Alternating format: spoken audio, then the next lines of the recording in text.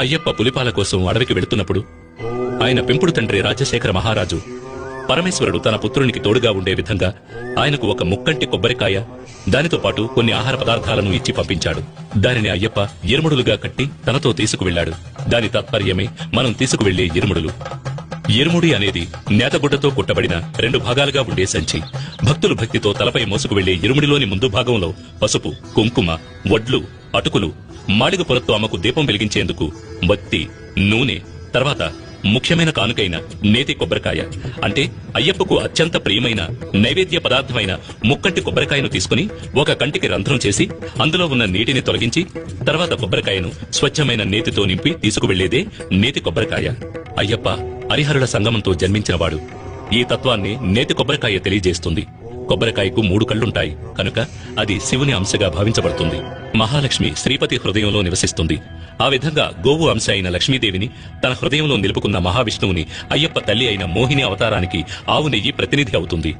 కనుక కొబ్బరికాయ, అందులో నింపబడిన నెయ్యి శివునికి, విష్ణువుకి ప్రతిరూపాలు. తన తల్లిదండ్రులను గుర్తు చేసే ఈ ప్రసాదాన్ని స్వామికి నివేదించడం వల్ల ఆయన ఎంతో సంతోషిస్తాడు, భక్తులను అనుగ్రహిస్తాడు.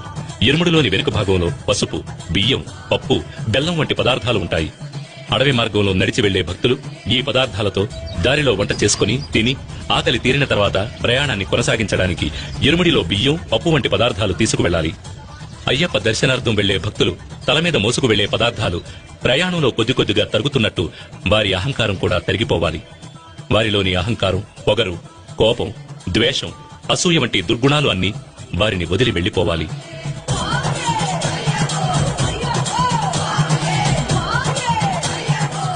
శబరిమలపై ఉన్న అయ్యప్పని దర్శించడానికి భక్తులందరూ ఎరుమేలి అనే చోట ఒకటిగా చేరతారు. ఎరుమేలిని శబరిమలకు ప్రవేశ ద్వారం అని కూడా చెప్పవచ్చు. ఇక్కడ రాజశేఖర మహారాజు నిర్మించిన ధర్మశాస్త్ర ఆలయం ఉంది. ఈ ఆలయానికి ఎదురుగా అయ్యప్పకు మిత్రుడైన వావర్స్వామి మసీదు ఉంది. అయ్యప్ప భక్తులు వావర్స్వామికి నమస్కరించి అక్కడ ఇచ్చే విభూతి ప్రసాదాన్ని తీసుకుంటారు. ఈ ఎరుమేలిలోనే ముఖ్యమైన ఘట్టమైన పేటై తుళ్లలనే కార్యక్రమం జరుగుతుంది. అప్పుడు భక్తులు తమ మనసులోని చెడు ఆలోచనలను తొలగించుకునే ఉద్దేశంతో నాట్యమాడతారు. పేటై తుళ్లలు ముగిసిన